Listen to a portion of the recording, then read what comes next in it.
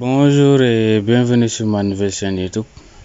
Dans cette chaîne, on va uniquement parler du développement web. Quand on parle de développement, il y a Python, il y a PHP, en tout cas, il y a pas mal de langages de programmation qu'on va faire ici. Et aussi, on va développer un peu ce qu'on appelle les aspects sécurité en informatique. On va parler de la sécurité informatique. Voilà, mais dans cette première vidéo, on va essayer d'installer Visual Studio Code. Maintenant, c'est Visual Studio Code qui va nous permettre, en tout cas, de développer, en tout cas, d'apprendre les langages de programmation comme Python, comme PHP, etc. Parce que Visual Studio Code s'adapte à tous les langages de programmation, en tout cas, qui existent pour le moment. Et sans plus tarder, on va essayer d'installer Visual Studio Code ainsi qu'un plugin qui va nous permettre d'utiliser ou bien de compiler Python. Voilà, sans plus tarder, let's go pour l'installation et l'installation de Visual Studio Code et l'installation d'un plugin Python.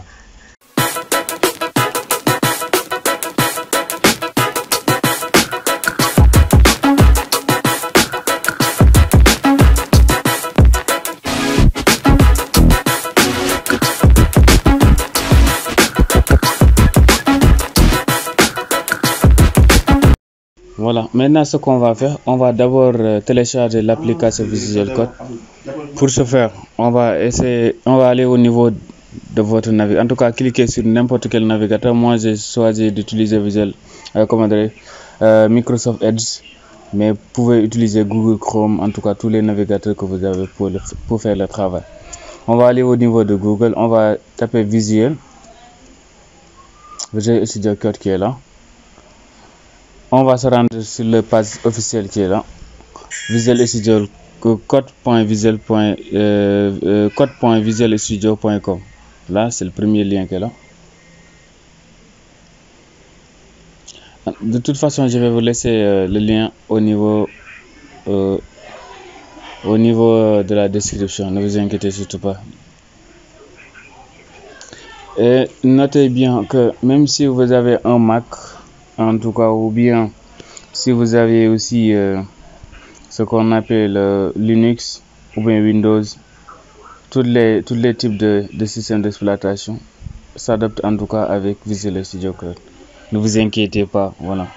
Là, il va automatiquement détecter quel type de système vous avez. Là, j'ai Windows, c'est pourquoi il la détecte automatiquement. Par contre, si vous avez un Mac, il va automatiquement le détecter. Ou si c'est Linux, il va automatiquement aussi le détecter. Vous pouvez aussi manuellement le changer si vous voulez. Mais nous, ce qu'on va, c'est quoi? C'est un Windows. On va juste cliquer sur télécharger ici qui se trouve là. Ici, vous allez juste cliquer ici. Ou bien vous allez cliquer en haut ici. Juste en haut ici, vous allez voir télécharger. Voilà. Nous, on va venir ici et cliquer sur télécharger. Maintenant, vous cliquez sur démarrer pour démarrer le téléchargement ici. Voilà. C'est pas trop lourd. Vous le voyez. Je vais juste mettre la vidéo en pause le temps que le téléchargement se termine. Voilà. Maintenant, une fois le téléchargement terminé, vous allez voir l'application ici à ce niveau. En tout cas, l'emplacement où vous l'avez mis, vous allez voir l'application là-bas. On va procéder directement à l'installation. Il n'y a pas plus simple que ça. Il suffit tout simplement de double-cliquer au niveau de l'application. Là, il y a les conditions qui sont là. Il faut juste les accepter pour pouvoir cliquer sur suivant. Tant que vous ne l'acceptez pas, vous ne pouvez pas cliquer sur suivant, si vous voyez bien. Voilà, maintenant j'accepte les conditions. Je clique sur suivant. Là, vous pouvez créer une icône sur le bureau pour pouvoir, en tout cas, après retrouver l'application au niveau du bureau. Voilà, on le clique. On fait suivant. Et là, vous cliquez directement sur installer pour installer l'application. Moi, je l'ai déjà installé, il est là au niveau du bureau, donc ça ne vaut pas la peine de l'installer deux fois. Je quitte. Voilà, maintenant, première chose est faite.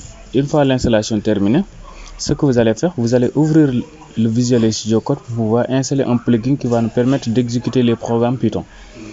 Let's go. On va faire juste double-clic au niveau du programme.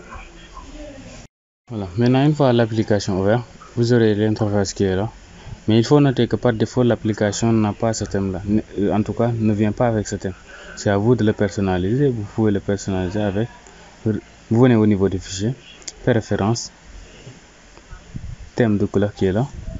Et là, par défaut, il vient avec celui-là, si je ne me trompe pas. Je ne me rappelle plus, ça fait un bail. Mais moi en tout cas personnellement, je préfère quelque chose un peu plus sombre pour ne pas en tout cas abîmer mes yeux. Je préfère prendre celui-là.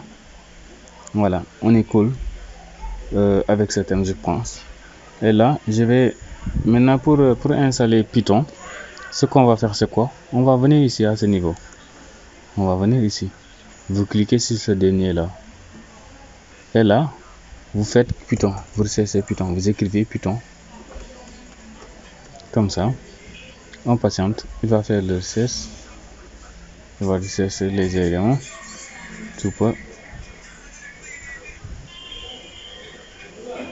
Mais aussi, il faut noter, tout dépend de votre connexion. Si votre connexion est rapide, cette table-là, c'est vite fait. Hein. Maintenant, là, vous cliquez sur le premier qui est là. Créé par Microsoft, c'est bien. C'est important de vérifier parce qu'il y en a plusieurs. Il y a celui-là. Vous voyez, développé par Thomas, je ne sais pas quoi. En tout cas, il y en a pas mal de trucs qui sont là. Mais nous, la version qui me plaît, c'est la version créée par Microsoft qui est là. Ouais. Avec plus de 37 millions en tout cas téléchargements. Voilà, maintenant ce qu'il faut faire, c'est juste cliquer. Là, je l'ai déjà installé. Vous allez juste cliquer sur installer. Installer en tout cas sera à ce niveau. Vous allez cliquer sur installer. Vous allez prendre, ça va prendre quelques minutes, en tout cas 1 ou 2 minutes comme ça. Tout dépendra en tout cas tout dépend de la connexion que vous avez. Maintenant on va s'arrêter là. Et je vous dis abonnez-vous à la nouvelle chaîne pour ne pas rater les formations en programmation et avoir des astuces sur la sécurité. Merci les gars.